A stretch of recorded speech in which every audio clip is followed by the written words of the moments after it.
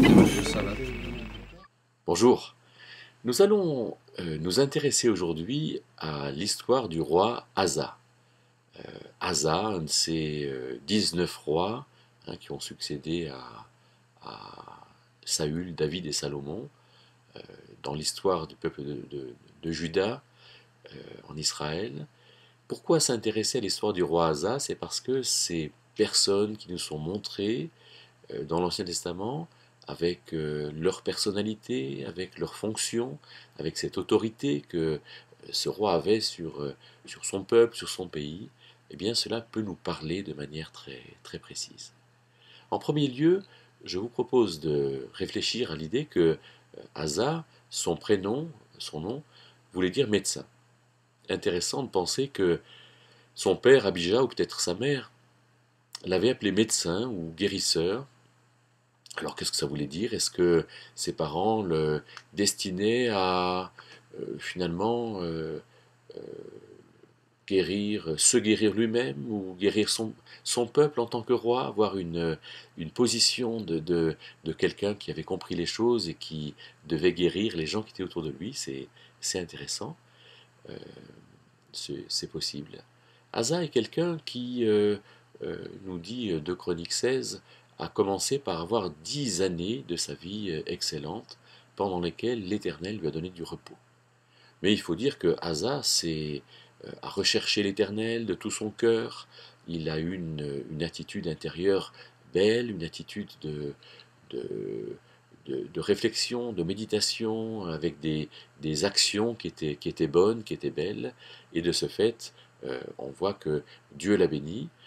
Mais alors, qu'est-ce qu'il a fait pour qu'il y ait des bonnes choses? Eh bien, le texte biblique, le texte de Chronique 16, nous montre qu'il a ôté les dieux étrangers.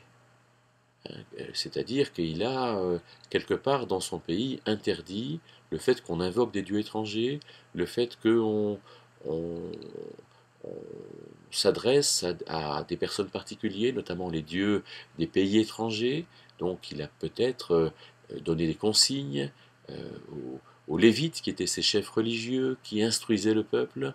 Il a peut-être ordonné qu'il y ait des surveillants, qu'il y ait des personnes qui aillent vérifier ou qui enseignent le peuple à ne pas prier des dieux étrangers. Voilà qui est très important. Et qu'est-ce que ça peut représenter pour nous aujourd'hui? Bien, peut-être le fait d'enseigner à s'approcher de Dieu seul. Alors on pourra dire aujourd'hui, oui, mais en France, comment est-ce qu'on peut enseigner le peuple à cela? Eh bien, on peut le faire dans nos familles, on peut le faire dans nos églises, on peut réfléchir à ce que cela veut dire de s'approcher de Dieu uniquement et seulement. Alors Asa, il a aussi brisé les statuts.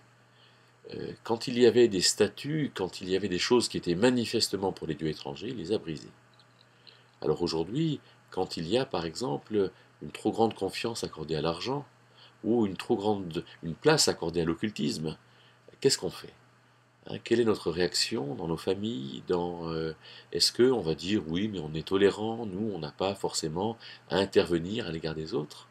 Alors ça peut être quelque chose de mauvais, parce que on a aussi un témoignage à rendre à ce qui est bon de la part de Dieu, et donc nous avons à faire ce qu'il faut et à parler, peut-être pas haut et fort, mais en tout cas à parler de manière intelligible pour que ces choses-là soient comprises.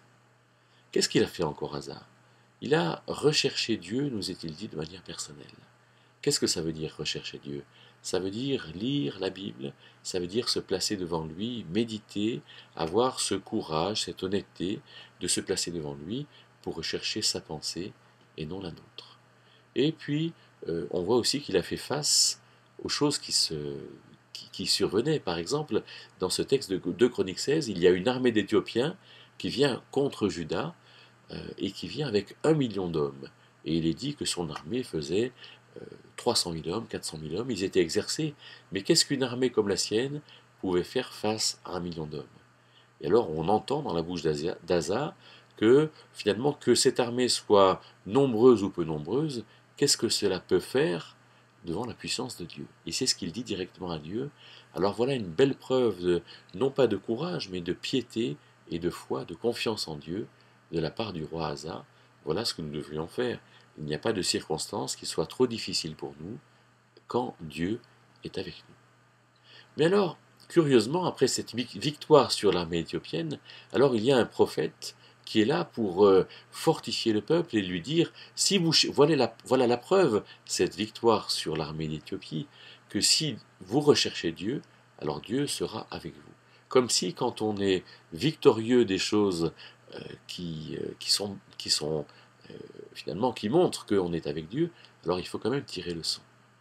Eh bien, dans la fin de la vie du roi Asa, alors quand il y a un roi d'Israël qui va se monter contre lui, alors Asa vide les fortunes du temple de Dieu et de la maison de Dieu pour s'associer avec le roi de Syrie qui était son ennemi. Et donc un des prophètes lui montre que il ne fait pas bien, mais Asa se met en colère et Asa ignore la parole du prophète. Asa fait une mauvaise alliance, Asa néglige la parole du prophète, et qu'est-ce qui se passe à la fin de sa vie? Asa, qui était un guérisseur, un médecin, alors c'est Asa qui est malade des pieds. Eh bien, il me semble qu'avec la vie du roi Asa, nous avons quelque chose d'assez simple. Nos parents nous ont peut-être destinés à quelque chose d'heureux, mais nous n'avons pas pu le suivre.